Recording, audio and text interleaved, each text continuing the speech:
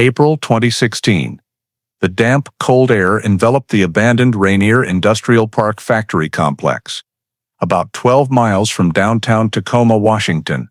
The flashlight beam from Detective Sarah Donnelly swept through the thick layer of dust covering the cracked concrete floor, illuminating something no one ever thought they would find. Central, this is Donnelly. We need forensics and the coroner's unit to the scene immediately. Her voice echoed in the empty space, reverberating off the cold walls of the deserted industrial area. What began as a routine witness statement verification had now become a turning point in the case that had haunted the city of Tacoma for 8 years. Beneath the broken concrete, the forensics team found a purple fabric scrap, a white plastic bracelet, and the small bones of a child. 8 years earlier, in July 2008, Layla Murphy, an 11-year-old student at Jefferson Elementary School, vanished on her way home after summer school. The last witness saw her talking to a man in a sea-green Dodge van near the Burlington Northern overpass. When night fell and Layla still hadn't returned, her family called the police. For weeks afterward, Tacoma became the epicenter of the largest search the city had ever seen. But every lid went cold. No blood, no body, just a small purple fabric fiber recovered near the overpass, sealed with a note. Weak sample, await new technology. The file was numbered 08-2719 and gradually pushed to the back of the cold case cabinet. That changed in 2015, when the cold case review program was restarted, and a young detective, Sarah Donnelly, happened to reopen the file. She sent the 8-year forgotten fabric sample to the Olympia lab for analysis using mini-estar DNA, a next-generation DNA technology. The results stunned everyone. The biological trace matched James Allen Neal, a 41-year-old electrician previously arrested in 1998 for molesting a minor and questioned in Layla's case, but released for lack of evidence. From there, a covert investigation began. Police and the FBI tailed Neal in Medford, Oregon. He lived quietly, went to work, drank coffee at the same shop every morning, chatted with neighbors like a model citizen. No one knew his DNA was in Layla Murphy's case file. When the team obtained indirect DNA samples from cigarette butts and coffee cups he discarded, the results came back a perfect match. On April 2, 2016, Neal was arrested. In his home, the FBI found a child's purple backpack, Jefferson School photos, and hundreds of images of young children stored on a computer hard drive. During interrogation, Neal said he just gave Layla a ride. But when Donnelly placed the DNA results in front of him, he went silent, then whispered, "I just wanted her to be quiet," and then she stopped breathing. He then revealed where he hid the body, the abandoned Rainier Industrial Park factory. Before continuing this shocking story, take a second to subscribe to the channel and like this video. Your support helps bring these forgotten cases back into the light, and the algorithms will make sure you don't miss any stories in the future. The discovery at Rainier Industrial Park was not just the end of a missing person case, it was the first domino in a chain of events that exposed secrets buried for 8 years in the heart of Tacoma. Because when police finally identified the suspect and made the arrest, it wasn't a stranger or a nameless ghost. It was someone the community knew, trusted, had joined in searching for Layla, and had stood in the crowd praying for her. This is also the story of a community torn apart. When Layla disappeared in 2008, suspicion spread like wildfire in the cold northwest wind. Neighbors accused one another. Families stopped speaking. The search for the girl exposed cracks in the small town more than ever before. And when the truth finally came out, those cracks shattered. What makes this case particularly haunting is that the answer was always so close. Neal had been interviewed in the initial investigation, then overlooked. For 8 years, he lived among the community, attended Layla's annual memorials, looked into her mother's eyes, and maintained an innocent facade while hiding unimaginable guilt. Where are you watching this video from today? Leave your location in the comments below. I'm always curious how far these stories have spread and how they connect us across distances. Tonight we'll look back at the summer days of 2008, trace the 8-year investigation, and uncover the twist no one saw coming, the moment justice was finally awakened. This is a story of loss, perseverance, deception, and justice delayed, but never denied. Tacoma, Washington, July 2008. The Northwest port city was in the midst of a humid summer, with gray skies and salty air from Puget Sound drifting through every street. At noon, the bell rang at Jefferson Elementary School. Children poured out of classrooms, laughter mixing with the sound of bicycle wheels grinding on the wet pavement. Layla Murphy, 11 years old, a fifth grader, wearing a worn purple backpack, stepped out of the old brick building. She was the only daughter of Richard and Diane Murphy, living less than 2 miles from the school, usually walking home on summer school days. South 56th Street ran through a quiet residential area and then to a row of old warehouses, Layla's familiar route. That afternoon, many remembered it was muggy, with light drizzle and strong winds from the west. A few classmates said they saw Layla leave school later than usual, walking slowly, eyes following the sparse traffic on the road. A woman living near the Burlington Northern overpass later stated that she saw the girl stop to talk to a man in an old sea-green Dodge van parked close to the curb, its front facing the Rainier Industrial area. The man was about 40, brown hair, wearing a gray jacket. The conversation was brief, then Layla continued walking forward. After that, no one saw her again. By afternoon, the rain stopped, the sky turned leaden, Richard got off early from the docks, and Diane was still working overtime at the tailor shop. When he got home, the clock was nearing 6 in the evening, the kitchen empty, Layla's bedroom door ajar. He called a few neighbors to ask. No one had seen her that day. An hour later, Diane returned. Calls went out to friends, relatives, then to Layla's classmates' homes, all fruitless. They drove around the neighborhood together, along the roads Layla usually took, past the now dark schoolyard. No trace. The initial worry quickly turned into nameless fear. When the rain started again, Richard pulled over, and Diane held the phone in her hand, fingers trembling as she dialed emergency. Her voice was hoarse from crying as she reported to the Tacoma dispatcher their daughter, Layla Murphy, had gone missing on her way home. The dispatcher asked them to stay calm, remain at home, and wait for police. Outside, rain fell, wind gusting against the window panes. Less than 10 minutes later, patrol car lights illuminated the front yard. The first 2 officers from the Tacoma Police Department knocked, carrying notepads and basic investigation kits. Diane opened the door, face pale, eyes red. In the living room, the atmosphere was heavy and stifling. Richard leaned against the table, trying to stay composed while recounting what they knew. Layla left Jefferson School in early afternoon, usually walked home via South 56th Street, past the railroad overpass and the Rainier Industrial area. One of the officers spread a small map on the dining table, asking them to trace the route. Richard ran the pen along the road, stopping at the overpass section where locals had last seen Layla.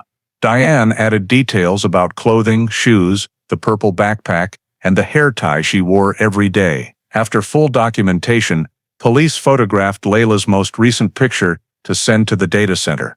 They explained the information would be entered into the internal alert system and immediately forwarded to nearby patrol units. The command center confirmed opening the case file, initially coded as missing juvenile, suspicious circumstances. An urgent bulletin was broadcast over Tacoma PD's internal channel, detailing the victim's description, clothing, and suspected area. From command, the South Tacoma Way map was marked with red dots, areas patrols had to sweep within a 2-mile radius of Jefferson School. Over the radio, the commander's voice was steady, requiring check-ins every 15 minutes. Near 1 in the morning, the department's K-9 unit was called in. 2 tracking dogs were released at the school gate, where Layla was last seen that day. One quickly picked up the scent from a spare jacket Diane provided, starting down the South 56th Street sidewalk, sniffing close to the ground, tail wagging tensely. The scent trail lasted about a mile, crossing the residential area, then to the narrow road before the Burlington Northern overpass. There, Both dogs began circling, whining softly and stopping, unable to proceed. The handler reported via radio that the scent ended abruptly at the edge of the asphalt, near an empty lot, by a small parking area. The scene was immediately cordoned with reflective tape. Under flashlight beams, the wet ground showed faint large tire tracks heading toward the main road. Several officers crouched to examine, measuring the distance between tread marks and photographing with digital cameras. The nearby area had scattered paper scraps and crushed soda cans, nothing clearly indicating a struggle. However, the abrupt scent stop led command to believe Layla may have left the area by vehicle. They reported to Central, requesting expanded search teams toward the overpass and the Rainier Industrial Park across the road. Meanwhile, another team knocked on doors of homes near the overpass. Most residents were asleep and heard nothing unusual. Only a middle-aged woman at the corner of Lincoln said around early evening she heard a short scream, like a child's cry, but couldn't pinpoint the source. She thought it was kids playing in the warehouse area and didn't check. The information was noted in the report,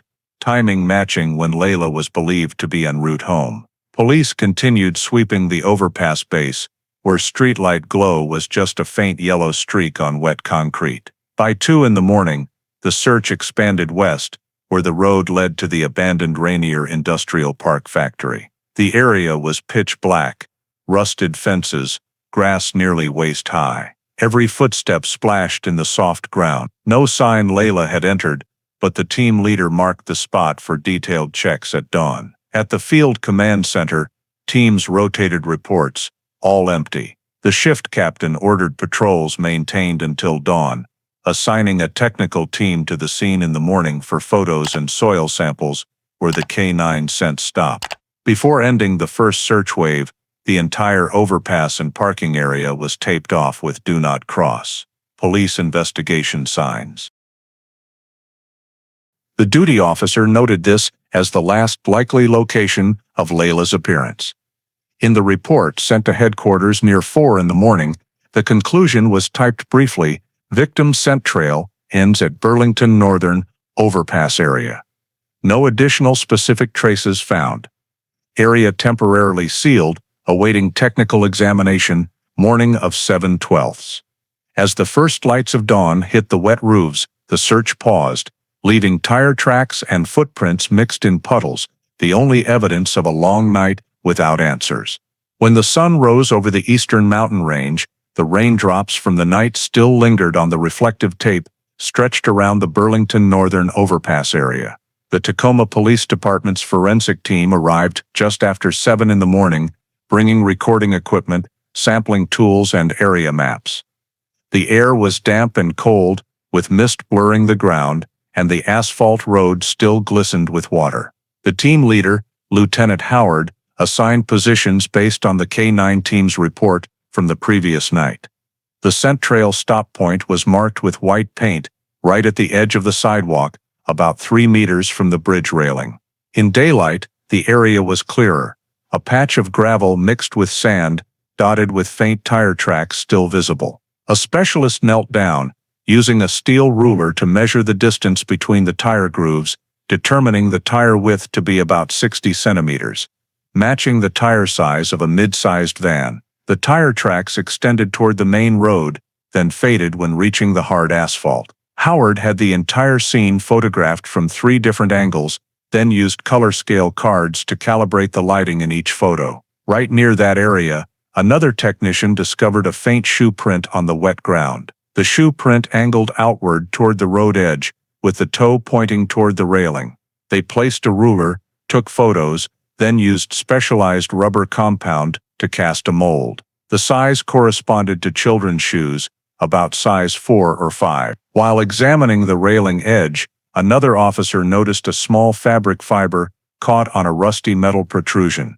The fiber was less than 4 centimeters long, light purple in color, and still damp to the touch. Howard immediately clipped it into a nylon bag labeled F1, noting the exact location, collection time, and the name of the person who performed it. He added a note, possible match with the color of the victim's jacket described in the report. The entire area around the overpass was slowly scanned in a pre-marked grid pattern. Police used metal detectors to rule out any dropped objects. Besides a few soda can fragments and some old electrical wires, there were no other significant findings. Along the road edge, the forensic team found 2 additional tire tracks overlapping each other. Based on the turning direction and depth, Howard concluded that a vehicle had stopped, turned around, and then headed west, the road leading to the Rainier Industrial Park. This industrial park was currently abandoned, formerly the site of the old Rainier manufacturing machine shop, just over a mile from the overpass. In his handwritten report, Howard underlined the line, "Suspicious direction of travel, recommend expanding search area toward Rainier Industrial Park." Meanwhile, other technicians continued collecting soil samples from 3 locations: the tire track area, the bridge base, and the road edge near the railing. Each sample was sealed separately, labeled G1, G2, G3, and later sent to the lab for component analysis and biological traces. Each position was numbered and marked with small yellow stakes for easy reference to the scene map. Howard requested full video recording of the scene before withdrawing. The camera captured the entire area: the mottled ground, rusty streetlight poles, reflective tape glistening in the early sun. Another officer walked along the bridge railing, checking the area below where trains passed. The air mixed with the smell of oil and metal. On the ground below, there was only rainwater and a few wood scraps, no other signs. After more than 3 hours of work, all samples and photos were handed over to the investigator's office, handling the missing person case. A preliminary report was drafted right at the scene: discovered mid-sized van tire tracks, small children's shoe print, purple fabric fiber, suspected related to victim. No personal items found. Suspicious direction of travel toward Rainier Industrial Park. Before leaving, Howard had the entire area checked one final time to ensure no evidence was missed. As the forensic vehicles rolled away from the overpass, new tire tracks overlapped the old ones just documented. The area had the surrounding reflective tape removed, but warning signs were left in place. Local police were ordered to guard it, preventing civilians and vehicles from entering within 10 meters of the evidence points. That morning ended with brief notes, but enough to shape a new direction for the investigation. In the Tacoma PD evidence locker, the nylon bag containing the purple fiber was placed in tray number 17, next to the shoe print mold and still damp soil samples, the first 3 pieces in the blank puzzle of Layla Murphy's disappearance. Immediately after the forensic team completed their examination at the overpass, the investigation team continued scanning data sources around the Jefferson School area for signs of a suspicious vehicle. In the first night's report, a patrol officer had noted that just a few hundred meters from the school was a small gas station on South 56th Street, equipped with security cameras facing the main road. That morning, 2 investigators were sent to work directly with the station owner to extract surveillance video from 11 a.m. to 3 p.m.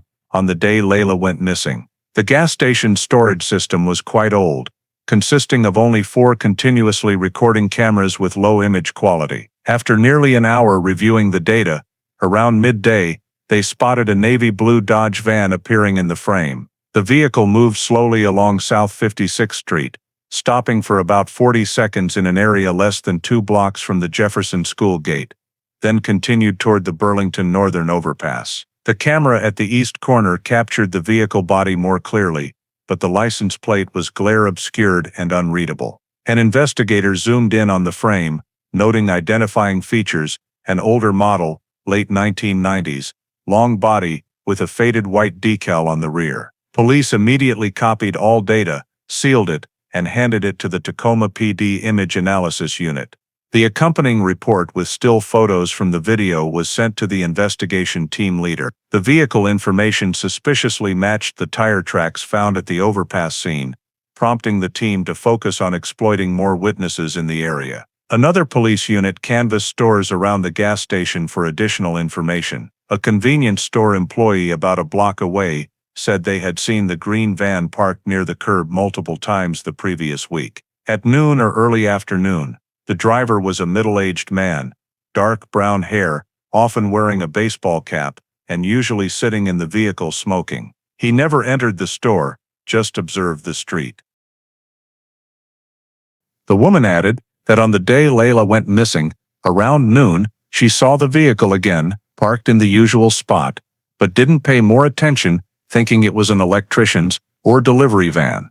This information was recorded in the witness statement, marked as the second independent testimony related to the suspect vehicle. The investigation team returned to the gas station that afternoon to collect more data from another camera angle, hoping to capture the direction after the vehicle left the school area. The fourth camera, mounted behind the fuel pumps, accidentally captured part of the vehicle's rear as it turned west, directly toward the Rainier Industrial Park. Thus, both scene data and camera footage pointed to one single direction. In the updated report, the lead investigator noted, navy blue Dodge van, highly likely directly involved in the disappearance. Direction of travel and timing match search results and forensic team report. The images were printed, enlarged, and pinned to the evidence board at the investigation office. From here, the technical team began vehicle identification by comparing to the Pierce County Registered Vehicle Database. All information was sent to the Washington State Department of Licensing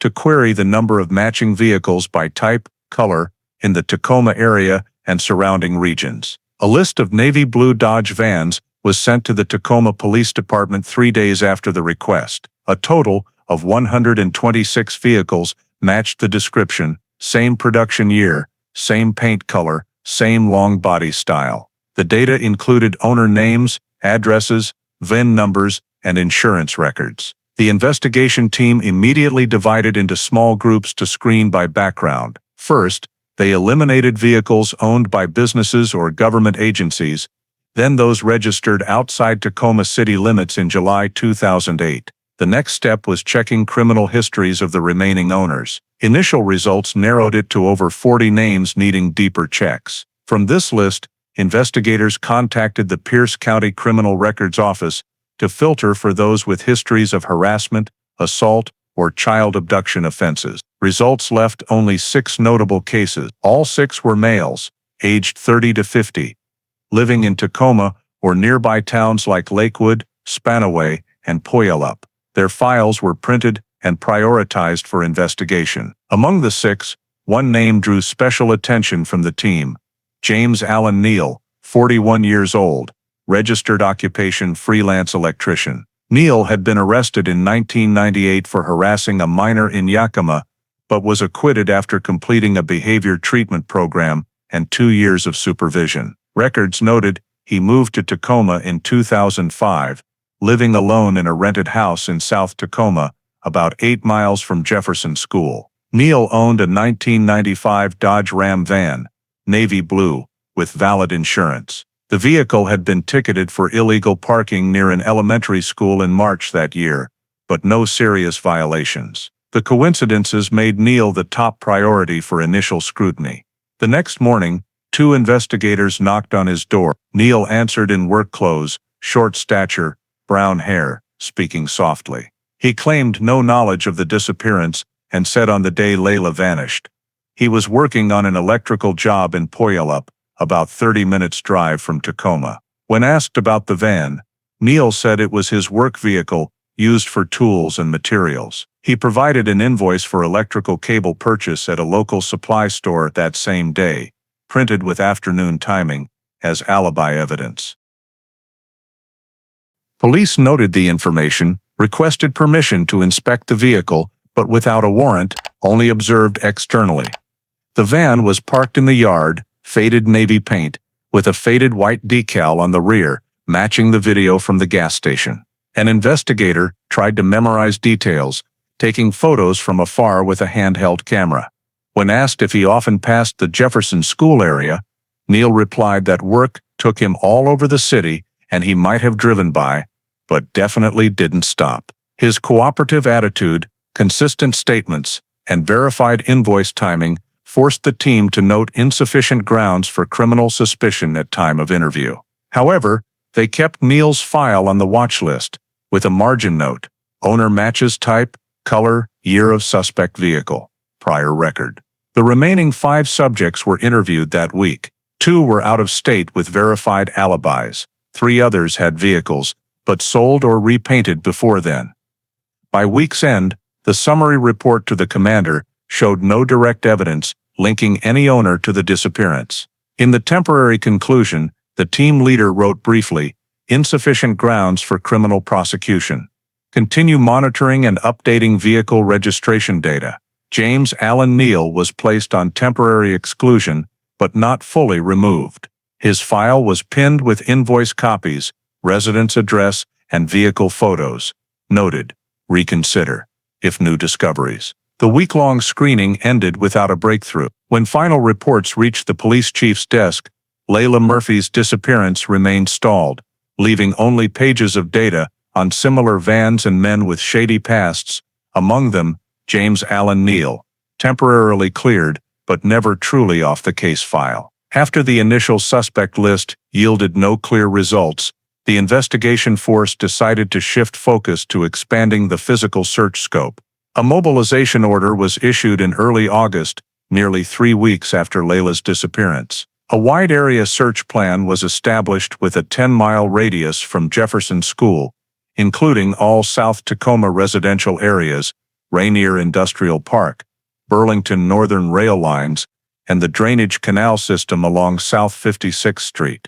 The command team set up a temporary coordination center at the old ball field next to the school. Over 50 police officers, firefighters, and local volunteers were mobilized. K-9 units were used again, this time starting from the industrial area where the overpass tire tracks led.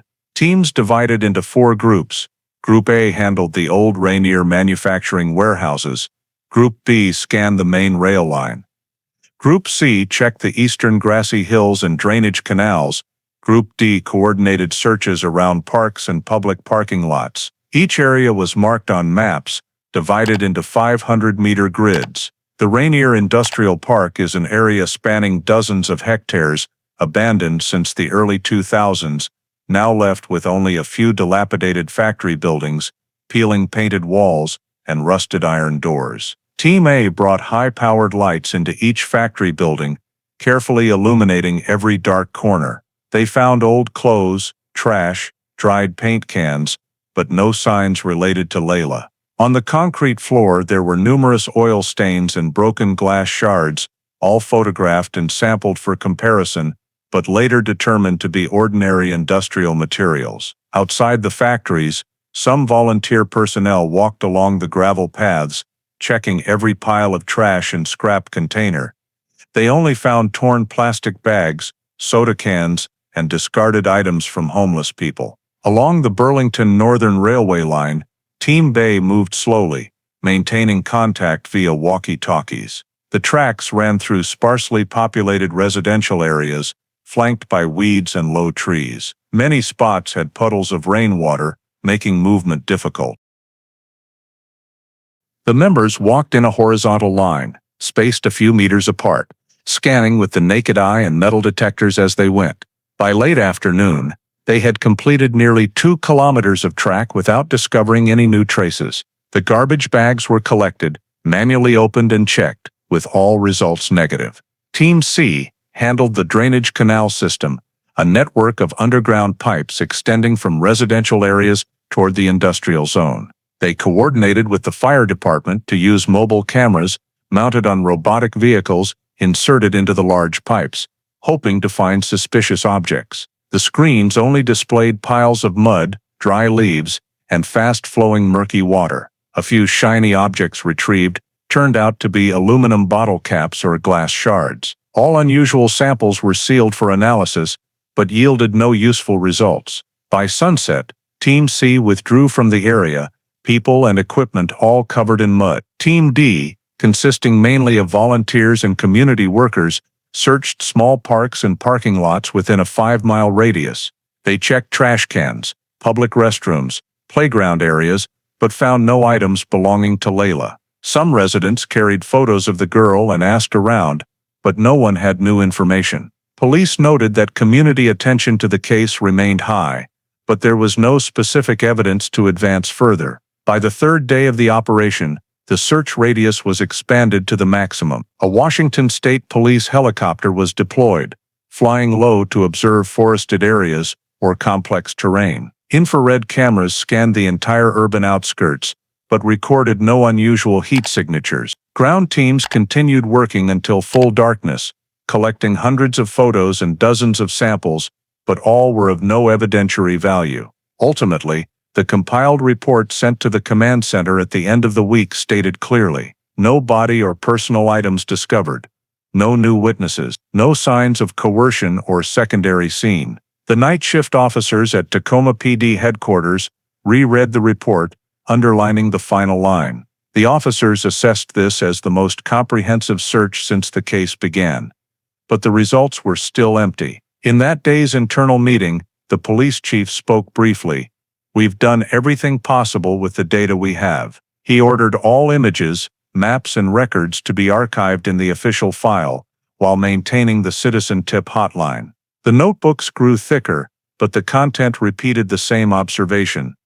No leads, no new evidence. Rain began falling again on the final night of the operation. Vehicles withdrew from the area one by one, headlights reflecting off the slick wet roads. The Rainier Industrial Park returned to its inherent desolation, left only with small flag markers along the railway, indicating where searches had been conducted. In the command room, the final report was stamped, concluding succinctly, Phase 2 search completed. No evidence recovered. With no new discoveries, the investigation was forced to pause at its starting point, leaving a large gap in the file and an unanswered question: where did Layla Murphy disappear to amid the wet streets of Tacoma? After the expanded search concluded without specific results, the entire investigative focus shifted to forensic technical analysis. The samples collected during the crime scene examination and searches, including the purple fabric fiber, the shoe print cast, and 3 soil samples taken from the overpass foot, were transferred to the Forensic Analysis Lab of the Tacoma Police Department. This unit was responsible for processing all physical evidence related to major cases in the area. The case file was numbered 08-2719, matching the missing person file for Layla Murphy. Upon receipt, the lead technician, Specialist Dana Keller, prepared detailed records for each sample. The fabric fiber labeled F1 was observed first under a scanning electron microscope. The light purple color and fiber structure indicated polyester blended with cotton, tightly woven, commonly used in children's jackets due to high durability and light water resistance. The fiber ends showed signs of stretching and fraying, suggesting it had been snagged or pulled hard against a metal object before breaking. Keller noted in the file, no stains or bodily fluids detected on the surface. Sample clean, possibly washed away by rain. However, since the color matched the description of the jacket Layla wore that day, the sample was classified as conditionally related. Next was the shoe print labeled S1, a rubber cast made at the scene using specialized compound. When 3D scanned, the sole pattern showed a sawtooth design, corresponding to popular Skechers children's shoes from 2007-2008. The wear on the sole and cast size indicated a small shoe, suitable for a child aged 10 to 12. There were no unique details for absolute identification, but the size matched the measurements provided earlier by Diane Murphy. The technical unit stored the 3D scan along with the original cast, with the note high probability belonging to the victim. The 3 soil samples labeled G1, G2, G3 were dried and analyzed using spectroscopy. Results showed composition of fine sand, iron dust, and mineral oil, a mixture commonly found in old industrial areas. However, in sample G1, the technician detected traces of unusual polymer adhering to sand grains. Further testing revealed it was residue from industrial coating paint, matching the color of road paint or anti-rust paint commonly used on steel bridges. This reinforced the likelihood that all evidence was located in the overpass area or immediate vicinity, not moved from elsewhere. During the fabric fiber examination, Keller attempted to scan for DNA traces using fluorescence reaction. At the fiber end, a very weak signal appeared, suggesting the presence of human epithelial cells. The sample was transferred to the biology department for confirmation. The DNA analyst used standard STR method, but the quantity was too small, with signal not strong enough for a complete gene sequence. The report concluded, human biological material detected at minimal levels, insufficient for extraction and identification using current technology. All samples were then resealed in vacuum preservation bags, numbered, and signed by 2 certifying personnel. In parallel, the Trace Evidence Unit attempted to match tire tracks from the scene with the national database. Results indicated the tread pattern could belong to one of 3 common Dodge van models produced between 1994 and 1999, but due to rain-blurred scene images, specific vehicle identification was impossible. This finding aligned with suspicions about the sea green Dodge van recorded in gas station video. However, it lacked precision for use as criminal evidence. After completing all analyses, the samples were transferred to the Tacoma PD evidence vault. The nylon bags containing evidence were placed in temperature-stable storage in a cold room, each sample with its own barcode linked to the digital case file. The analysis document consisted of 12 pages, ending with Keller's conclusion section. 1. Fiber fall. 1. Confirmed same material type and color as victim's described jacket, but absolute origin not determinable. 2. Shoe print S1 matches child size. High probability victims, no unique identifying features. 3. Soil samples, G1, G3. Show overpass area characteristics, no notable organic substances. 4. DNA sample obtained at minimal levels, insufficient for identification analysis. The final page of the report was forwarded to the investigative team. There, the lead investigator signed for receipt of evidence, with the note no forensic results sufficient to establish suspect or reconstruct scene. The technical file was stamped complete on September 2, 2008. In the metal storage cabinet of Tacoma PD, 3 nylon bags were placed side by side in tray number 17, next to the shoe print cast and tire track photos. Although the report stated, DNA sequence not determinable, the technician still added a red long-term retention label, the type for evidence potentially reanalyzable with future technological advances. By the end of that summer, with no new information or traces, the technical file was categorized as suspended processing, and those small samples became the only remaining part of an unsolved missing person case in the Tacoma Police Department's records. 3 months had passed since the day Layla Murphy disappeared, and the continuous investigative efforts of the Tacoma Police Department still yielded no concrete results. The technical analysis report from the forensics lab concluded there was no evidence strong enough to identify a suspect or reconstruct the scene. Field searches, vehicle screenings, witness interrogations, and vehicle data reviews had all been conducted multiple times without uncovering any new leads. By the end of September 2008, the investigation team had to admit the case had reached a deadlock. In the summary meeting at headquarters, the police chief along with department heads reviewed the entire investigative process from the beginning. Data boards, crime scene photos, and evidence reports were spread across the long table. Every piece of evidence had been examined, every lead cross-checked, but no detail was sufficient to open up the next direction. The last location where Layla was seen remained just the wet overpass outside the Rainier Industrial area, with no direct witnesses, no personal items, and no clear signs of violence. A comprehensive investigation report over 60 pages long was compiled and sent to the Pierce County Prosecutor's Office to evaluate the possibility of continued processing. After review, the prosecutor concluded, there is no legal evidence to prosecute or request an arrest warrant for any individual. The file lacks elements constituting a specific crime. With this decision, the case was officially classified as unresolved missing child. Administrative procedures were initiated to transfer the file to temporarily closed status. The lead investigator, Lieutenant Howard, along with 3 other officers, spent a few more days conducting a final review of the entire file.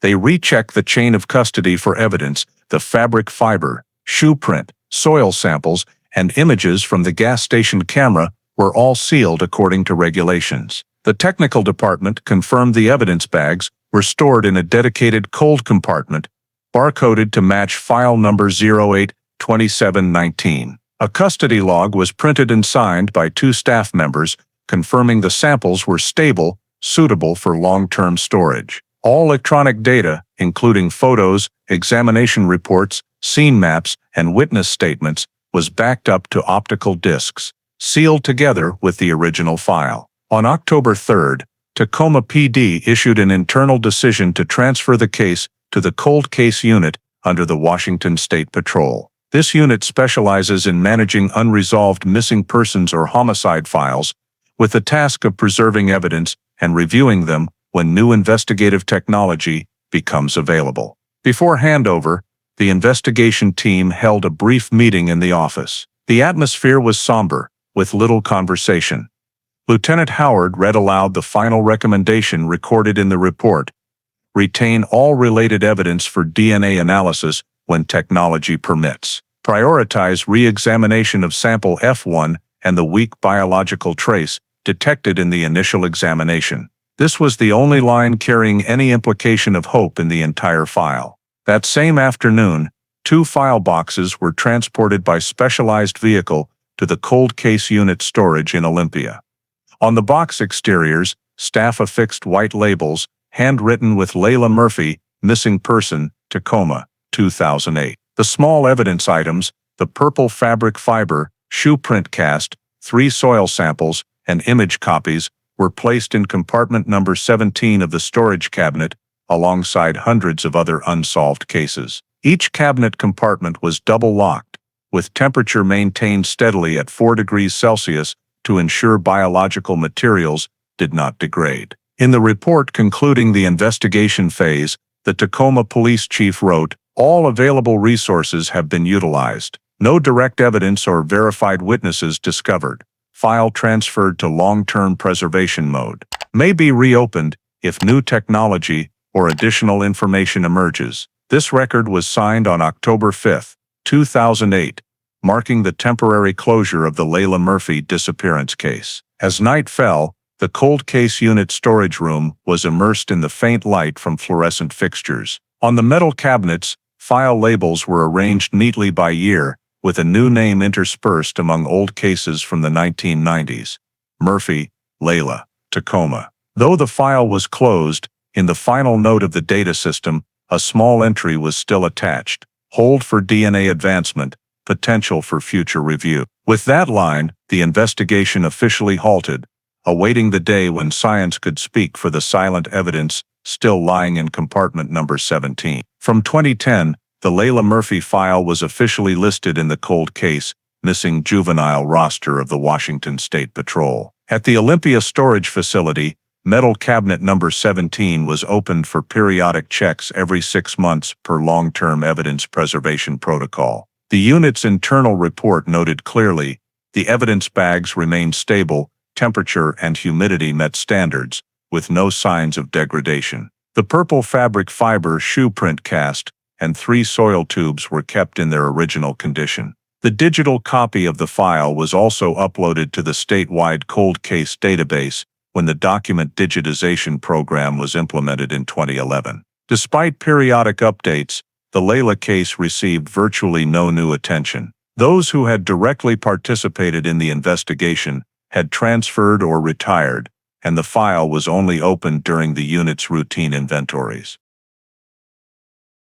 In the list of hundreds of unsolved cases, the name Murphy Layla, Tacoma, 2008, sat between 2 other missing persons cases, with no additional notes beyond no progress. The period from 2010 to 2015 marked a transformation in DNA identification technology. Laboratories in Washington state began applying mini-STAR techniques and the new generation National CODIS data storage system. Many old cases were reviewed for opportunities to reanalyze evidence with biological traces. By late 2014, the State Department of Justice launched the statewide Evidence Review Initiative, allowing retesting of DNA samples that were previously insufficient for processing with old technology. The program was rolled out widely in early 2015, focusing on unresolved child missing persons or homicide cases from 1990-2010. A list of over 300 cases was compiled, divided into priority groups based on evidence type and DNA recovery potential. When the review team reached cabinet number 17, they discovered the Layla Murphy file included a red note, "Hold for DNA advancement, potential for future review." This note had been written by technician Dana Keller 7 years earlier, after concluding the biological material in the fabric sample was too scant for standard STR analysis. The internal report assessed that the sample had high potential if retested with new techniques. For this reason, the Layla case was placed in the first priority group of the 2015 re-examination wave. At the same time, a special investigation unit was established in Olympia, consisting of 6 investigators and 3 forensic technicians, operating in parallel with the state crime lab. In that group was Detective Sarah Donnelly, then 29 years old, recently transferred from the Violent Crimes Investigation Division to the Cold Case Unit. Donnelly specialized in biological evidence analysis and had participated in several cases using DNA to identify unnamed victims. The Layla Murphy file, stored since 2008, was among the top 10 priority cases in the program. Upon receipt, Donnelly spent nearly 2 weeks reading all the old documents, scene reports, witness statements, search logs, and 2008 examination results. She noted the file was meticulously prepared, but had stalled precisely when DNA technology at the time was not advanced enough. In the technical notes section, she paid attention to the handwritten line by specialist Dana Keller, "Biological sample very weak, retain for analysis when suitable technology available." That very line made Donnelly view the Layla case as a perfect candidate for testing the new mini-STR DNA technique. She reopened the evidence catalog in the system, which included 6 items: fabric fiber F1, shoe print cast S1, 3 soil samples G1, G3, and suspected biological material adhered to fiber F1. Among these, only F1 had the potential to contain human DNA. Additionally, the original file listed a short hair sample collected during the overpass area sweep, but insufficient in quantity for analysis. That sample was stored with evidence F1 in cold storage. Donnelly decided to send both for re-examination using the new technique. Per regulations, she prepared an advanced DNA testing request form and submitted it to the Washington State Crime Lab. The request form clearly described the objective: extract DNA from the fabric and hair to determine biological origin, cross-reference with the CODIS database. All procedures were completed within 1 week. In early October, Donnelly and a technician transported the evidence to the Olympia lab by specialized vehicle, under the supervision of evidence custody staff. The handover log noted, "Sample F1 and hair sample, Layla Murphy case, Tacoma, 2008. Seals intact, opened under Cold Case Review 2015 authorization." The Washington State Crime Lab was then deploying next-generation DNA sequencing equipment, capable of amplifying signals from samples with extremely low biological material. Donnelly worked directly with the biology team lead, Dr. Alan Hargrove, to agree on the process. They decided to process sample F1 first, as the fiber surface might contain slowed epithelial cells. The fiber was cut in half, 1/2 for control testing, the other placed in DNA extraction solution. In the lab, all operations were performed in a sterile chamber, with staff in full protective gear to prevent cross-contamination. While the biology team began the extraction process, Donnelly continued reviewing documents related to the crime scene area. She recontacted the Tacoma Police Department to confirm the storage status of original data, copies of gas station camera images, scene maps, and the list of suspects previously cleared from investigation. All data remained intact in electronic storage, though in outdated formats. Donnelly requested full backups to prepare for the analysis phase if DNA results were promising. After 3 weeks, the lab reported preliminary results. Sample F1 contained human DNA in mixed form, meaning from multiple biological sources. One portion was identified as female DNA, likely belonging to Layla, with the remainder unidentified male DNA. Though the material was scant, it was sufficient for further analysis using mini-STR. Hargrove explained to Donnelly that the new process could separate the two samples and compare them to the state CODIS database. However, to ensure integrity, they needed to verify the results with a second sample, the hair collected at the scene. The hair sample was processed under the same conditions. The results showed nuclear DNA consistent with a female biological source, reinforcing the likelihood that it was Layla's hair. When cross-referencing the two samples, the lab confirmed they shared genetic characteristics, proving that the fabric fiber and the hair belonged to the same individual. This validated that evidence F1 was directly related to the victim. The remaining portion, the male DNA in sample F1, became the key element needing identification. On December 15, 2015, Donnelly received the official report, over 20 pages thick, from the Washington State Crime Lab. The summary stated, sample F1 contains mixed males-female DNA. The male DNA portion is sufficient for comparison with the CODIS database. Match level can identify or exclude suspects. The report was signed by Dr. Alan Hargrove and included an electronic copy for entry into the cold case system. Immediately after reading it, Donnelly updated the Layla Murphy file in the state system, changing the status from archived, inactive, to under analysis, DNA processing. She also sent a notification to her superiors, requesting the initiation of a biological trace phase to identify the male individual in the sample. Before leaving the office, Donnelly added a note to the electronic investigation log.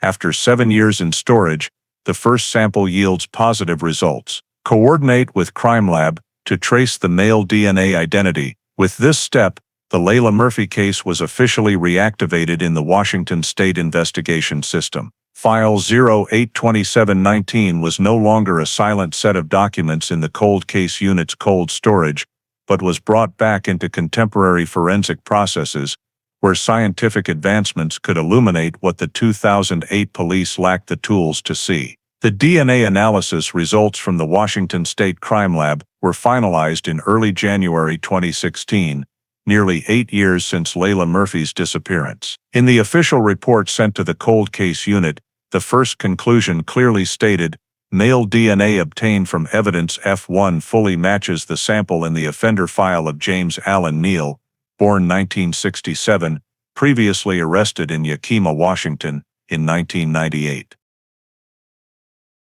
This result was confirmed through 2 independent tests, with 0 error margin.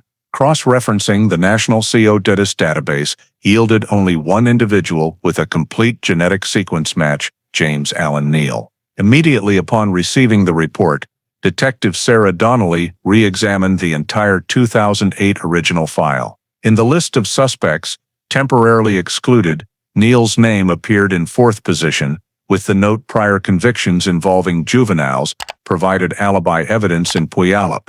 She paused for quite a while at that note. Neal had been interviewed, with receipt evidence of purchases on the day Layla disappeared, but at the time, there was no reason for further suspicion. Now, biological evidence confirmed he had direct contact with an object bearing the victim's traces. Donnelly immediately reopened the 2008 suspicious vehicle data file. Neal's vehicle registration records showed he owned a 1995 Dodge Ram van, sea green, registered in Tacoma, with insurance valid until November of that year. The license plate matched the vehicle type recorded in the gas station video near Jefferson Elementary and the tire tracks collected at the Burlington Northern overpass scene. After 2009, insurance records indicated the vehicle was sold to a small dealership in Oregon, then vanished from the system. Old data pieces began fitting together the DNA match with the individual who owned a vehicle identically matching the suspicious one.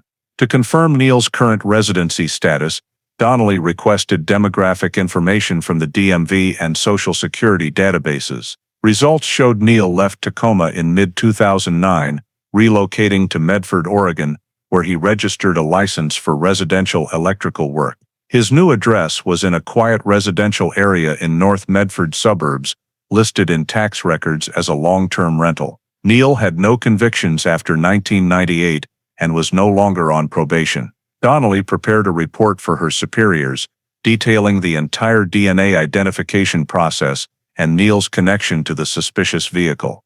She proposed officially reopening the investigation and requested coordination with the FBI Oregon Field Office, the agency authorized for federal support when a suspect leaves the state. Donnelly's report was submitted on January 19, including all forensic documents, copies of examination results, and Neal's administrative data. The final summary clearly stated: 1. DNA results match offender James Allen Neal. 2. Neal owned a vehicle matching the description in video and scene tire tracks. 3. Subject left Washington State in 2009, currently residing in Medford, Oregon. 4. Recommend restarting state-level investigation with federal coordination. The next day, the cold case unit convened an emergency meeting with representatives from the Pierce County Prosecutor's Office and the Tacoma Police Chief. At the meeting, Donnelly presented the entire analysis process, projecting examination results and comparison data on screen. Upon conclusion, the Tacoma Police Chief confirmed, "This is the first evidence with clear legal value since the incident occurred." He signed the official decision to reopen Case 08-2719.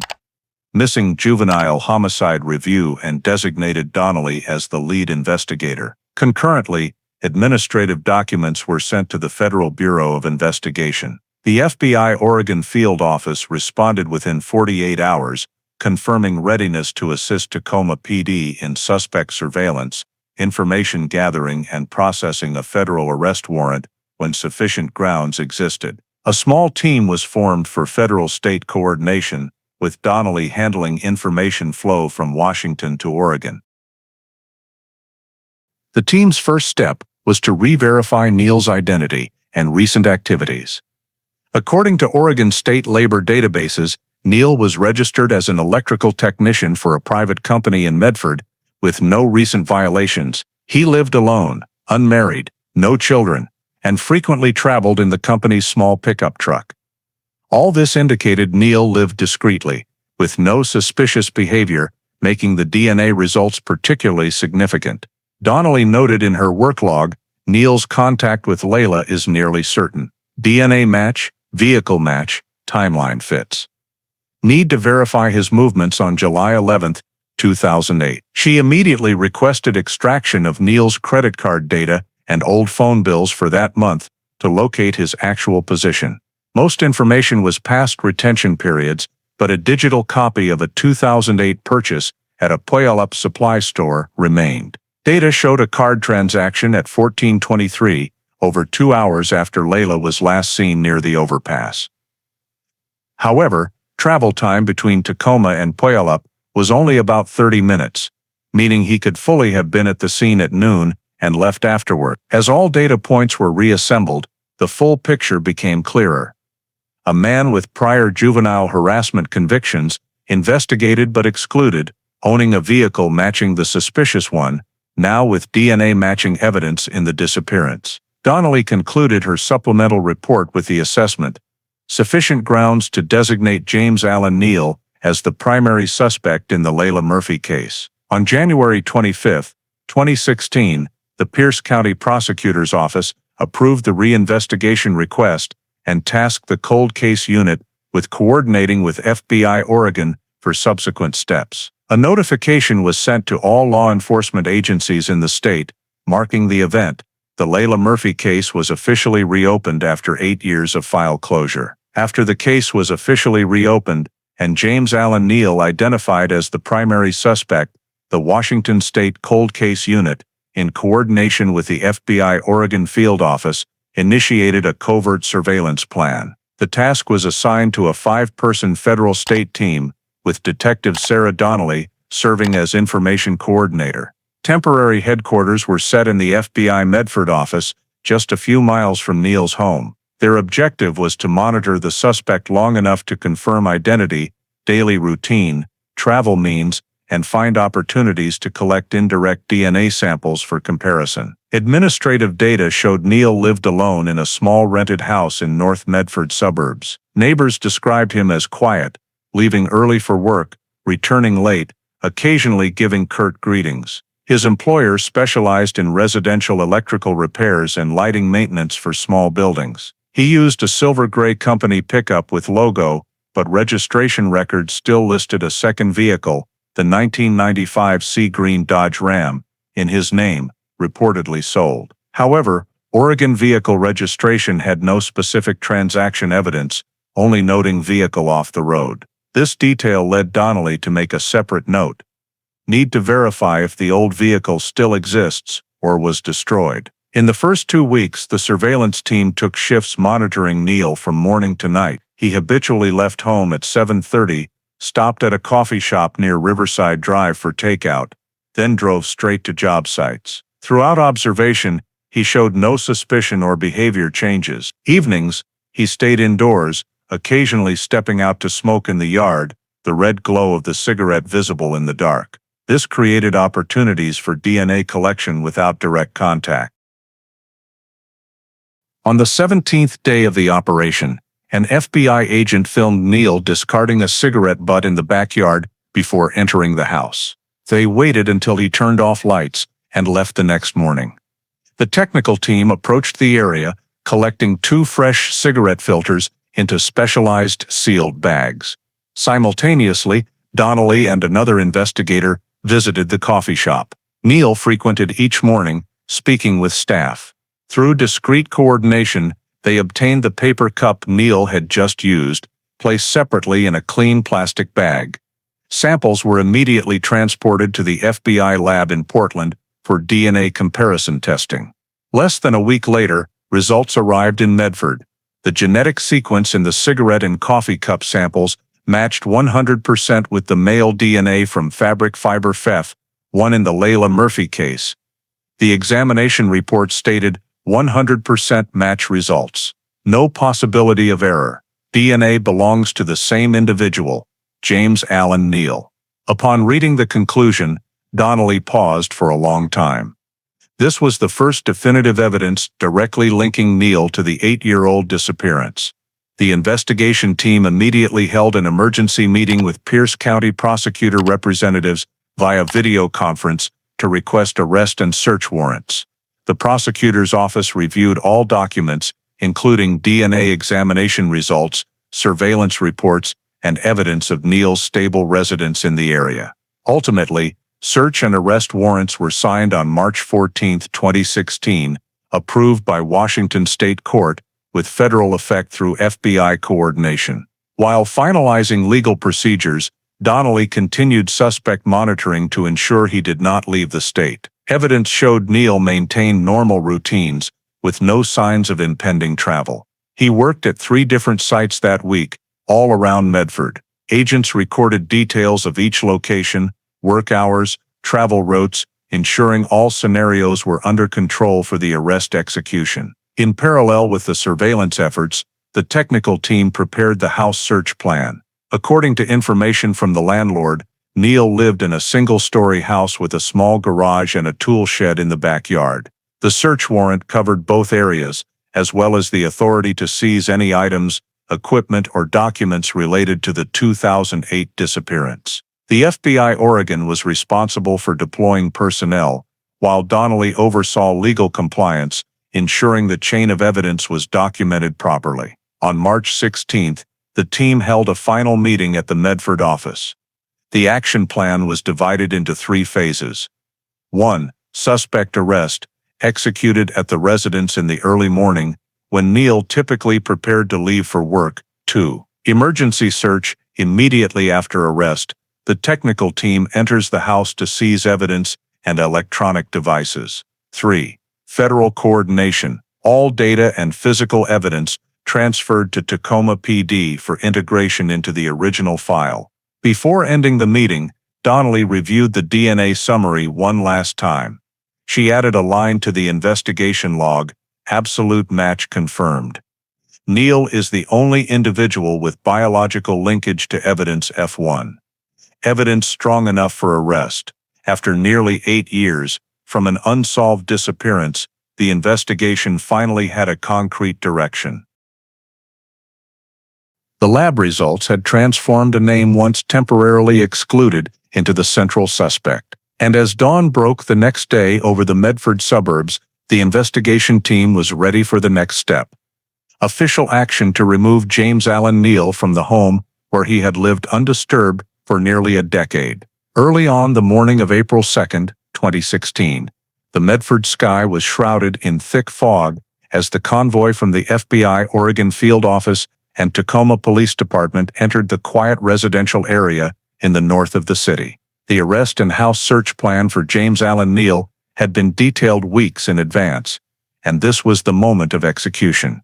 At 6:15 a.m., as Neal prepared to leave for work, two agent vehicles blocked the front of the driveway, another positioned at the rear. Neal had just stepped down the porch stairs, holding his familiar coffee cup, when he heard the loud command, "FBI, hands on the ground." He turned, his face momentarily stunned, then dropped the cup onto the concrete. In less than 10 seconds, Neal was handcuffed, read the arrest warrant for charges related to the Layla Murphy disappearance, Tacoma, Washington, 2008. While agents escorted Neal to the vehicle, the technical team entered the small gray house and began the court-ordered search. Every corner was filmed and numbered. The interior was simple but unusually neat, with belongings arranged meticulously. In the living room, on a wooden shelf, there were many landscape photo frames, but interspersed were a few pictures of old schools, prominently featuring Jefferson Elementary, where Layla had attended. When questioned, Neal claimed they were photos of an old school in Tacoma where he had done electrical work. But in employment records, there was no entry showing Neal had ever worked in that area. In the bedroom, investigators discovered a small old purple backpack folded neatly in the closet. The label was faded, the strap slightly torn, but the shape closely matched the description of the backpack Layla carried on the day she disappeared. They photographed, seized, and sealed it on site. Inside the backpack were only a few miscellaneous items, pencils, hair ties, and a Tacoma Public Library card. The name faded, but still readable, as Layla M. This evidence left the entire investigation team silent. In the rear garage, the technical team opened a wooden tool chest. Beneath layers of cables and welding equipment, they found a small metal box with a simple lock. When pried open, inside were a computer hard drive, 2 USB drives, and several unlabeled CDs. All were sealed per protocol and transferred to FBI Oregon for digital analysis. In the same garage area, a flake of peeling green paint on the wall caught a technician's attention. The paint sample was scraped for comparison with data on the sea green Dodge Ram Neal once owned. The search lasted nearly 6 hours. Evidence was listed in the report as one child's purple backpack, 2 library card, with name Layla M. 3 photos of Jefferson Elementary, 4 hard drive, USBs, CDs, containing digital data, 5 green paint sample, 6 a small folding knife in a desk drawer. All were sealed, barcoded, and handed over to the 2 responsible units. Tacoma PD for physical evidence, FBI for digital analysis. After the house search concluded, Neal was taken to FBI Medford headquarters for extradition processing. Throughout, he remained silent, only asking briefly, "This about 2008. Donnelly, present in the escort team, did not respond. When signing the extradition form, Neal looked directly at her, eyes cold, showing no fear or resistance. That same afternoon, Neal was handed over to Tacoma police at Medford Airport, then transported to Washington on a special FBI-supervised flight. A detention file was created immediately upon landing. Neal was held at the Pierce County Detention Facility, awaiting formal interrogation. In the handover report, Donnelly noted, "Subject arrested safely, no resistance. Evidence seized at residence shows direct relation to victim." While Neal was in custody, the FBI Technical Analysis Team in Portland began examining the hard drive and storage devices seized from his home. Thousands of image files were recovered, many of children in public areas, schools and parks around Tacoma from the late 1990s to 2008. Some matched the time frame and locations when Layla was alive. The preliminary report identified this as sensitive data, potentially related to sexual offenses or stalking of juveniles. As the news spread internally, the atmosphere in Tacoma's cold case unit grew heavy. All evidence, from DNA results, physical items, to digital data, was converging on one point: James Allen Neal. By day's end, the Tacoma police chief signed the order to reclassify the Layla Murphy file from missing child investigation to homicide, active investigation. Neal, who had escaped the suspect list 8 years earlier, was now handcuffed in a cell, facing formal interrogation. In her investigation log, Detective Sarah Donnelly wrote only one sentence: April 2, 2016. Suspect James Allen Neal arrested. The 8-year investigation closes one loop, returning to where it began. On April 4, 2016, 2 days after his arrest, James Allen Neal was led into the interrogation room at Tacoma Police Headquarters. The small room had pale gray walls, a cold metal table, with only a recording device and ceiling-mounted camera. Detective Sarah Donnelly and Pierce County Prosecutor Robert Lang conducted the first formal questioning. Neal entered in an orange jumpsuit, eyes cold, walking slowly. When asked if he wanted legal representation, he said, "Not necessary yet," and agreed to answer questions voluntarily. Donnelly began calmly, recalling the time of Layla's disappearance and asking about Neal's connection to the Jefferson Elementary area in 2008. Neal looked down at the table, voice dry. "I worked nearby, might have passed through a few times." When asked if he had ever contacted Layla Murphy, he replied, "I didn't kidnap the girl, I just gave her a ride home. She was tired, and I thought I was helping." Donnelly paused for a few seconds, then placed before him a photo of the purple backpack seized in Medford. "Do you know this?" Neal glanced at it, shoulders twitching slightly, and said, "I don't know, maybe someone left it. I kept it thinking someone would come looking." Donnelly continued by placing the DNA report on the table, the final page boldly stating, "Male DNA on evidence, F1 fully matches James Allen Neal." She spoke slowly. "You say you just gave Layla a ride, so how do you explain your DNA on a fabric fiber from her jacket?" Neal fell silent. He stared at the paper, hands clasped, nails digging lightly into the back of his left hand. After nearly a minute, he said softly, almost exhaling, "I didn't mean to hurt her." From that first admission, the interrogation shifted direction. Neal confessed that on July 11, 2008, he was driving his sea green Dodge Ram past the Burlington Northern overpass when he saw a girl walking alone. "She looked tired. I stopped and asked if she wanted a ride. She looked at me, then nodded." Neal said Layla got in, sat in the passenger seat, and said she only needed to go a few blocks before getting out. "She talked about school, her mom, how hot it was that day," he said, voice flat. I didn't plan anything, but when she said to stop near the overpass, I panicked. "I don't know why," Donnelly asked. "What did you do then?" Neal was silent for a long time, then replied, "She wanted to get out. I grabbed her arm. She screamed. I just wanted her to be quiet. I covered her mouth with my hand. Then she stopped moving." The room fell silent. Prosecutor Lang took notes continuously, while Donnelly kept her eyes fixed on Neal. "Do you understand what that means?" she asked. Neal nodded slowly. "I didn't mean to kill her. I panicked when she wasn't breathing.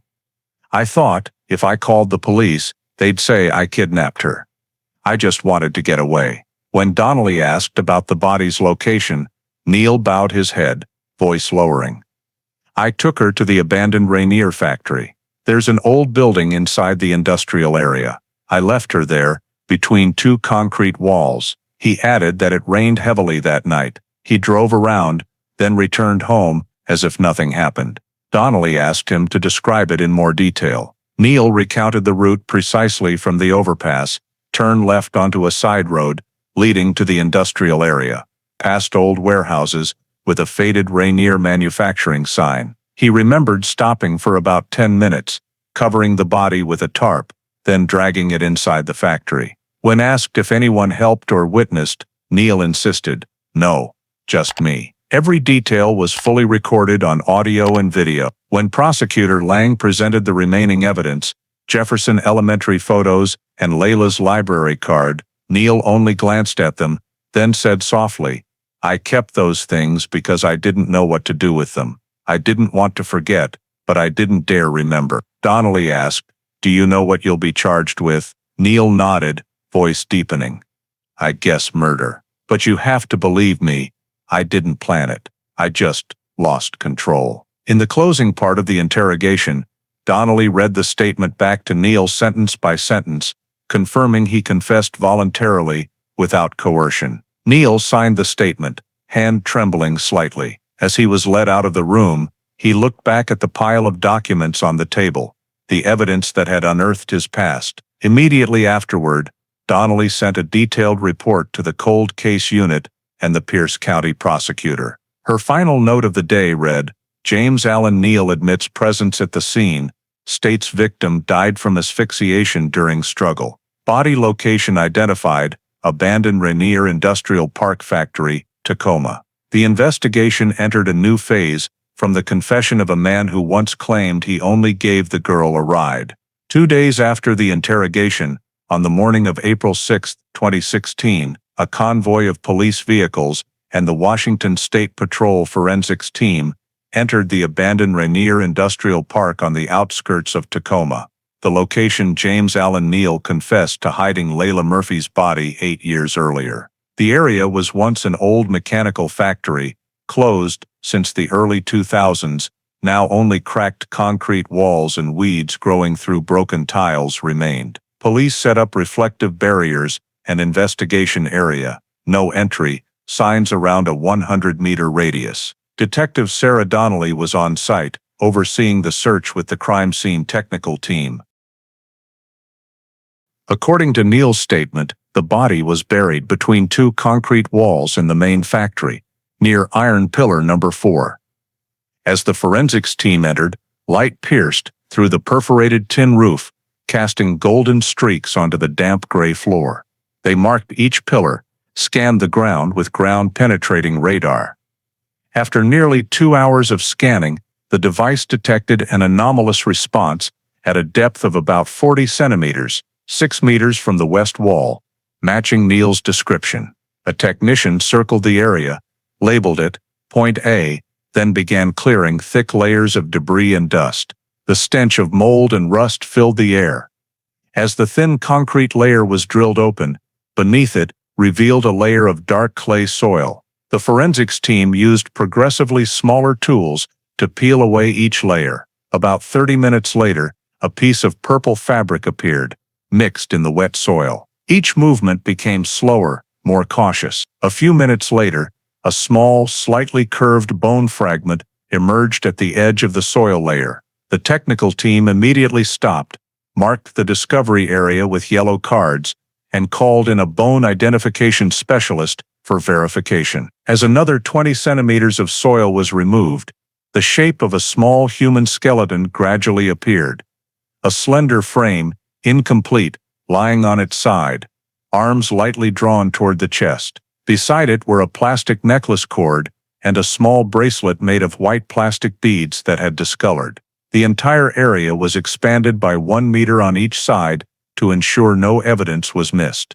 The team photographed the scene from above, using a drone and digital cameras, drawing detailed diagrams. Each artifact was photographed individually, with scale rulers and labels. The purple fabric piece was confirmed to match the color of the jacket Layla wore on the day she disappeared, sealed under code E16/F1B.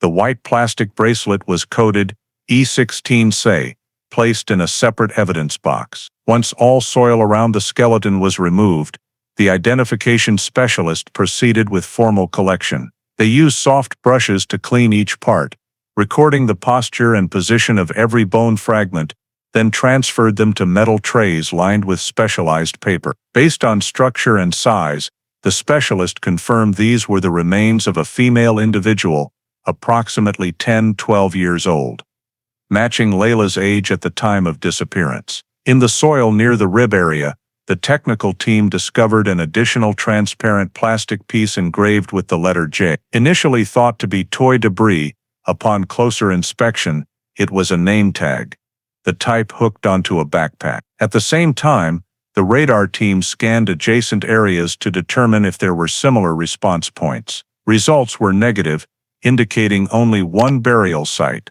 Upon completion of collection, the technical specialist drafted an on-site report. 1. Discovery location: abandoned factory, Rainier Industrial Park, Tacoma. 2. Depth: 45 centimeters. 3. Findings: child skeleton, purple fabric piece, white plastic bracelet, name tag piece, and soil with organic traces. 4. Condition: skeleton approximately 80% intact, showing natural decomposition, no post-burial mechanical impact. By late afternoon, all evidence was sealed, sequentially numbered, and transported by specialized vehicle to the Washington State Crime Lab for examination. The scene was covered with tarps, protective tents erected, and temporarily sealed for additional checks the next day. Donnelly stood silently gazing at the newly opened concrete floor, now just a damp, empty space with marking stakes. 8 years ago, that little girl vanished without a trace. Today the answer had been found exactly where all hypotheses once stopped: the abandoned factory no one suspected. The initial forensics team report sent to the cold case unit stated briefly, fully matches suspect's confession. Evidence consistent with victim Layla Murphy description. All bone samples, fabric, soil, and personal items transferred to Olympia Lab for DNA identification. At the bottom of the report page, under the scene commander's signature, a bold note: Case 08, 2719. Possible recovery site confirmed. At the Washington State Crime Lab in Olympia, skeletal examination began the next day. Bone samples were taken from the femur, the best preserved site for nuclear DNA testing. Technicians extracted samples under sterile conditions using next-generation sequencing, an advanced technique allowing genetic sequencing from heavily decomposed material. The process lasted nearly 2 weeks, with every step documented in detail, as this was the central evidence in a case that had lingered for 8 years. Concurrently, the forensics lab contacted Diane Murphy, Layla's mother, to collect a comparison sample. She arrived at the lab on a quiet early May morning, clutching a photo of her daughter. The cheek swab was taken quickly, but her eyes remained wet. "If it really is her, I just want to bring her home," she said softly, her voice nearly dissolving into the hum of the air conditioning in the white room. With the comparison sample obtained, technicians compared the skeletal genetic sequence with the mother's DNA using next-generation kinship identification software. Results appeared almost immediately: 99.9997% match. No doubt remained. The body found beneath the concrete at Rainier Industrial Park was Layla Murphy, the 11-year-old who disappeared in the summer of 2008. The report was printed on 3 pages, the first stating clearly, Case 08, 2719. DNA match confirmed. Identity established: Layla Murphy. The information was sent directly to the cold case unit in Tacoma. Upon receiving the call, Detective Sarah Donnelly stood silently by her desk for a long time, saying nothing. 8 years of searching, thousands of hours of review, now condensed into one short conclusion: match. She called the police chief to report, then drafted the official victim identification record. That same afternoon, police held an internal press briefing, informing the original investigation team and the Pierce County Prosecutor's Office. The examination report was converted into evidence files, accompanied by legal validation of the identification. In the technical description section, forensic specialists noted the remains were well preserved, long bones intact, with no signs of fracture or post-burial mechanical impact.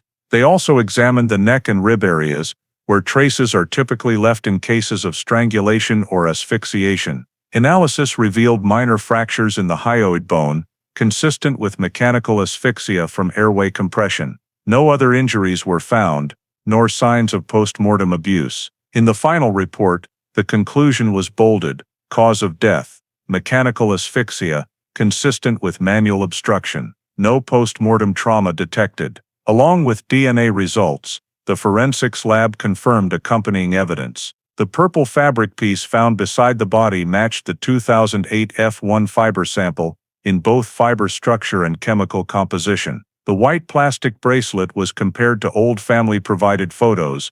Layla wore an identical bracelet in her 10th birthday picture. These factors absolutely reinforced victim identity and the authenticity of Neal's confession. On May 12, 2016, the comprehensive Washington State Crime Lab report was sent to the Pierce County Prosecutor's Office, stamped conclusive identity and cause of death established.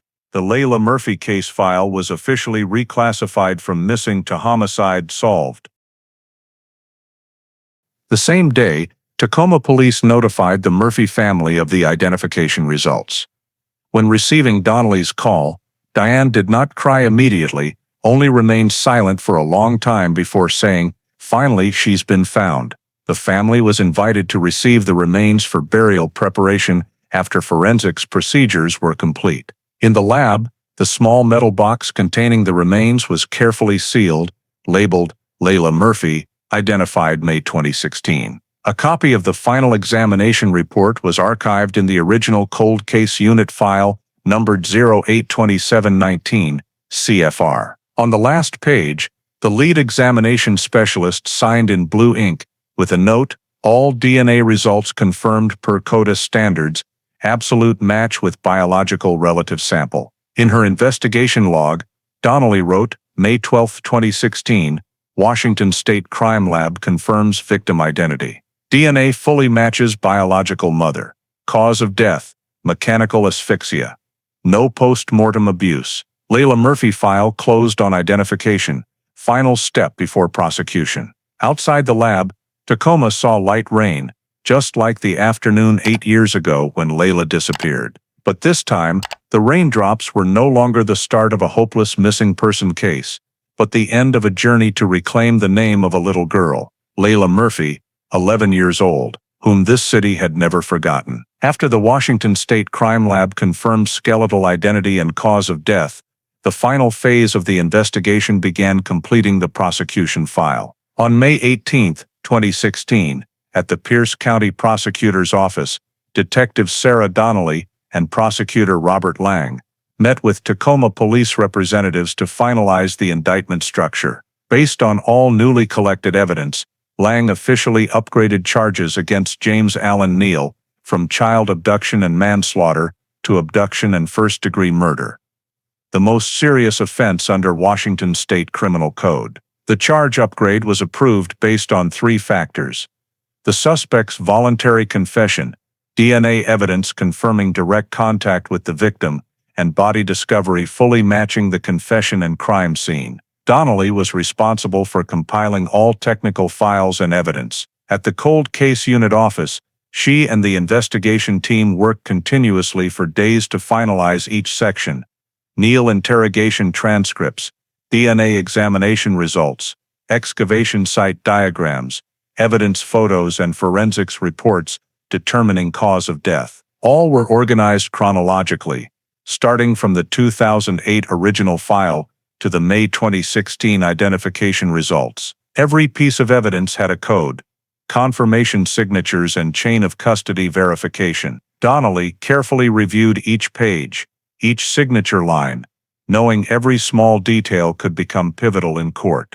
The nearly 300-page investigation summary was divided into 4 main parts. Part E, disappearance timeline, detailed Layla leaving Jefferson Elementary, her travel route, and the initial search.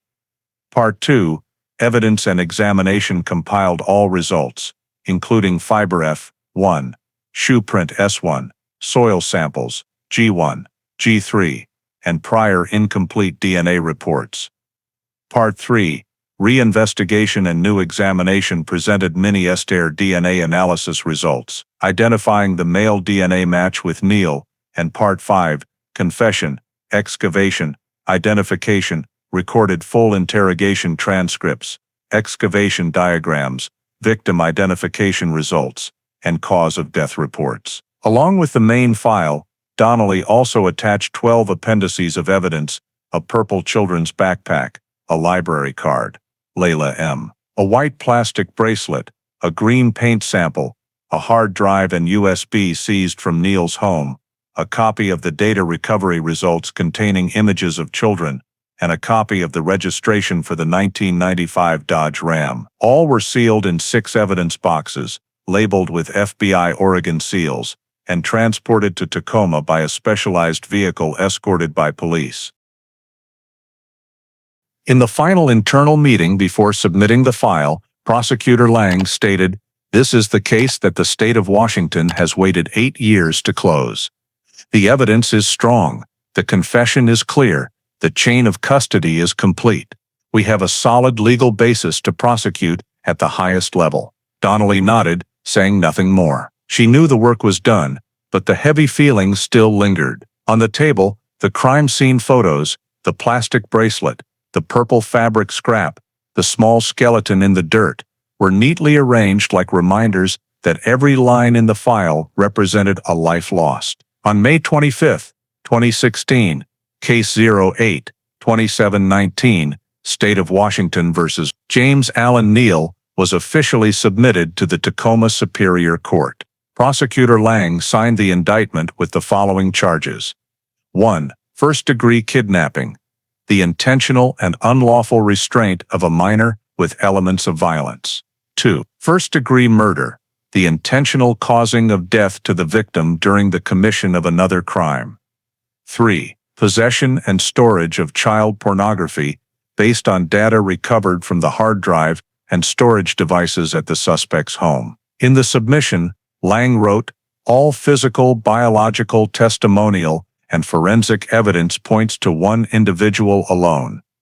There is no reasonable doubt excluding defendant James Allen Neal from the criminal acts." After the court accepted the file, the Tacoma district judge signed the official decision to advance the case to the prosecution phase. Defendant Neal was held without bail, awaiting preliminary trial. Local media began covering the story again, with many articles recalling the disappearance of Layla Murphy years ago, now one of the first cold cases in Washington state, solved through next-generation DNA technology. In the final report, sent to superiors, Donnelly concluded with the line, "All evidence has been completed and submitted to the court. The Layla Murphy, 2008 case is closed in terms of investigation. The next responsibility belongs to the court." After 8 years, from a missing child report of an 11-year-old, the file had become a complete criminal indictment, carrying the full weight of justice, and in the cold file cabinets of the cold case unit, Code 08-2719, was given a new label, "Solved," pending trial. In October 2016, 8 years after Layla Murphy disappeared, the Tacoma Superior Court opened the trial for case number 08-2719, State of Washington vs. James Allen Neal. From early morning, dozens of reporters and local residents gathered outside the court. The name Layla Murphy, silent for nearly a decade, once again appeared on the front pages of the Washington Post and Seattle Times. Inside the courtroom, the atmosphere was thick, solemn, to the point of suffocating. Neal was led in wearing an orange prison jumpsuit, hands cuffed, face indifferent, eyes deeply sunken. He stood at the declaration podium. Behind him, Prosecutor Robert Lang and Detective Sarah Donnelly, who had followed the case throughout the reinvestigation. Judge Eleanor Grant presided, opening the trial by reading a summary of the indictment. Defendant James Allen Neal is charged with first-degree kidnapping, first-degree murder, and possession of child pornography. The physical, biological, and testimonial evidence has been authenticated by the Washington State Crime Lab and Cold Case Unit. When the judge asked Neal if he pleaded guilty, he was silent for a few seconds, then softly replied, "I do." Whispers spread throughout the courtroom. Neal's court-appointed defense attorney explained that his client had agreed to plead guilty in a deal with the prosecutor to avoid the death penalty. Under Washington state terms, a full guilty plea and cooperation could reduce the maximum sentence to life imprisonment without parole. However, Judge Grant emphasized that this guilty plea does not erase the serious criminal responsibility. Prosecutor Lang presented the prosecution's argument lasting nearly 2 hours. He sequentially presented the evidence, Complete DNA match between Neal and evidence. Fifth one. The recorded confession from the April 4th interrogation, the diagram of the excavation site of Layla's body at the Rainier factory, and the forensic report confirming cause of death as mechanical asphyxiation. Each crime scene photo was projected on the large screen: the white plastic bracelet, the purple fabric scrap, the small skeleton found in the dirt.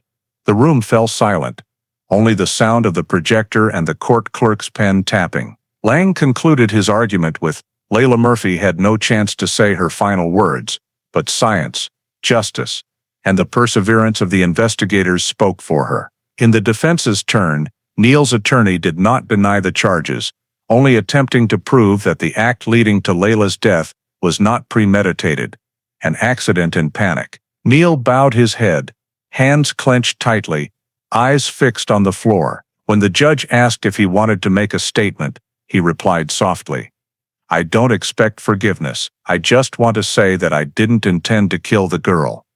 Everything got out of control. In the audience seats below, Diane Murphy, Layla's mother, silently wiped tears. She carried a photo of her daughter, placed on her palm throughout the trial. After 3 days of trial, the court announced the verdict.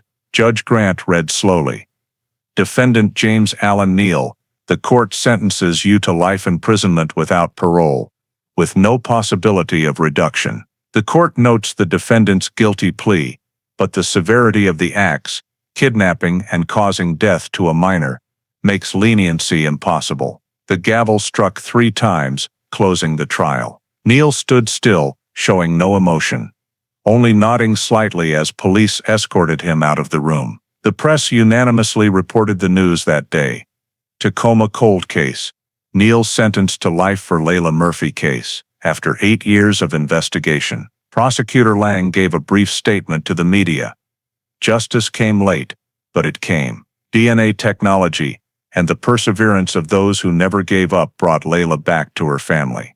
Donnelly, when asked, said only one sentence: "We did what should have been done 8 years ago." 1 week later, the Tacoma court completed all administrative procedures, transferring Neal to the Washington State Prison in Monroe to serve his sentence. Case 08-2719 was stamped closed, convicted. All related evidence was sealed and permanently stored in the cold case unit vault as a model file for cases solved through next-generation DNA technology. On October 22, 2016, Tacoma police held a short internal meeting at headquarters, reviewing the entire 8-year journey. On the table, a photo of Layla Murphy, the brown-haired girl in a purple jacket, with an innocent smile, was placed in the center of the room. The police chief spoke, "We cannot change the past, but we can ensure it is not forgotten." Donnelly sat silently, hand on the thick file.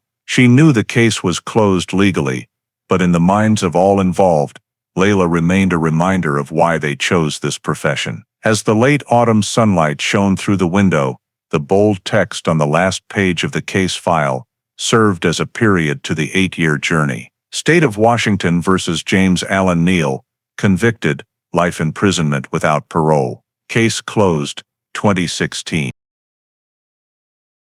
After James Allen Neal's sentence took effect, the Washington State Patrol, in coordination with the FBI Oregon Field Office, prepared a comprehensive summary report on the Layla Murphy case.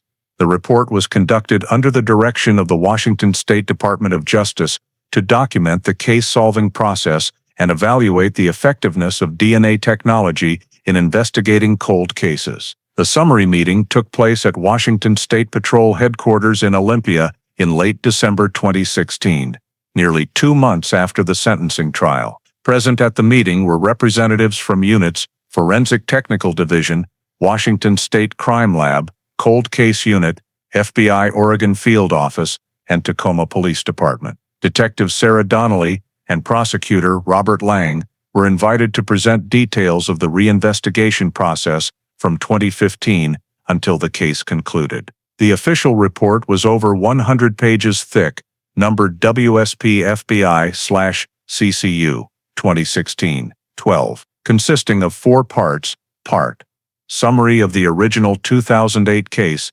describing the disappearance context, search process, and reasons the case became a cold case. Part 2, Technological Advances Applied, Mini-STR DNA Technique.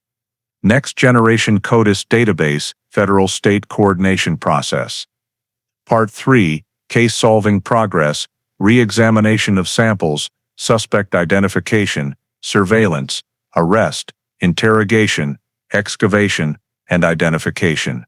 Part 5, Evaluation and Recommendation Summary of Investigation Results, Analysis of Success Factors, and Recommendations to Apply Similar Models to Unsolved Cases. In the introduction, the report noted, Case 08-2719, Layla Murphy, is the first cold case in Washington state fully resolved through the combination of next-generation DNA analysis results and the suspect's direct confession. The technical evaluation section of the Washington State Crime Lab detailed that, without proper evidence preservation standards over 8 years, the DNA sample on the purple fabric F1 could not have been recovered. This is evidence of the importance of long-term sample storage procedures in unsolved cases. The report also analyzed the role of the 2015 Cold Case Review Program, considered a turning point in rediscovering potential evidence. Thanks to the initiative of periodically reviewing old files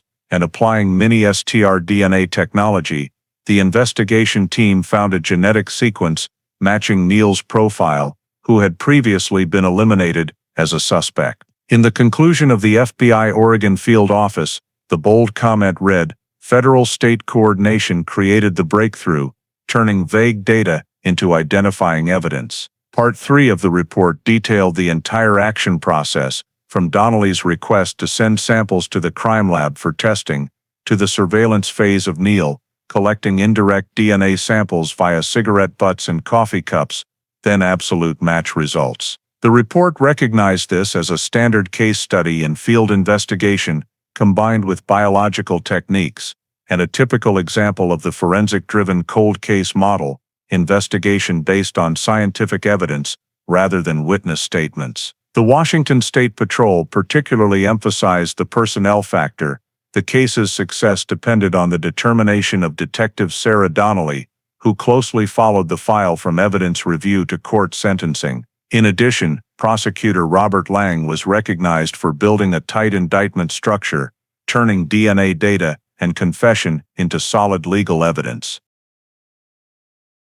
In the final evaluation, the FBI proposed including the Layla Murphy case in the training program for cold case investigators across the state. From early 2017, the Washington State Patrol officially used this case as a teaching model for the course DNA Evidence in Historical Cases. Trainees relearned the case-solving sequence through real files, reviewed excerpts from Neal's interrogation video, analyzed the Rainier Industrial Park site diagram, and studied the DNA extraction process from the F1 fabric sample. The last page of the summary report bore the bold line, Case 08-2719, Layla Murphy, solved by DNA and confession. Washington State Patrol, Federal Bureau of Investigation.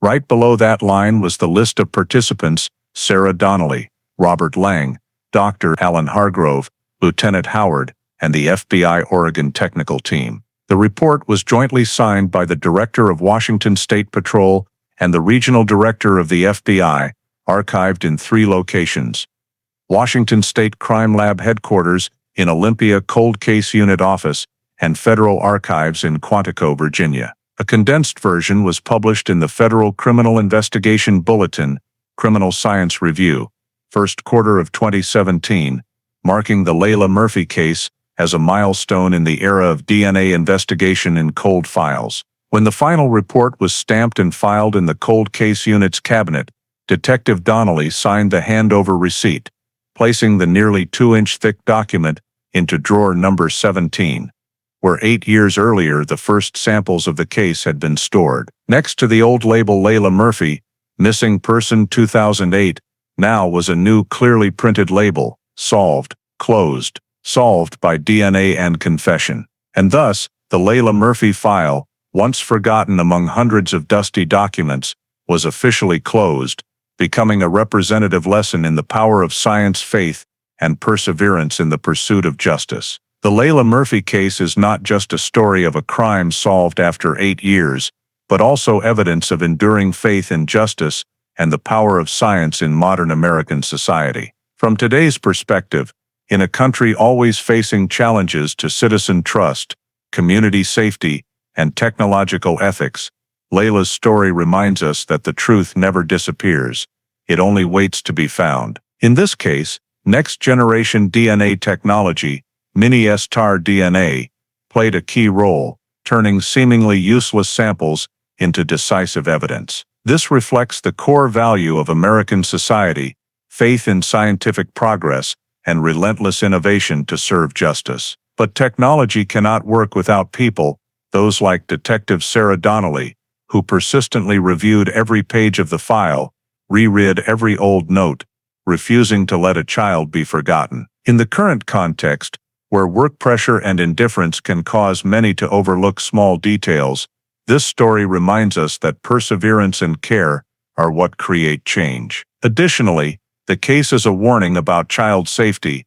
Layla disappeared after just a short conversation with a stranger. This emphasizes the importance of early education on personal safety and societal vigilance. In America today, where technology develops alongside sophisticated crime risks, the lesson from Layla Murphy encourages every citizen to believe in justice, support law enforcement, and never underestimate the value of truth, no matter how long it has been buried. If you believe justice can come even if late, subscribe to the channel to continue following with us the cases revealed through the power of science and perseverance. Thank you for following the Layla Murphy story. See you in the next video, where every cold case has a chance to be revived and every truth deserves to see the light.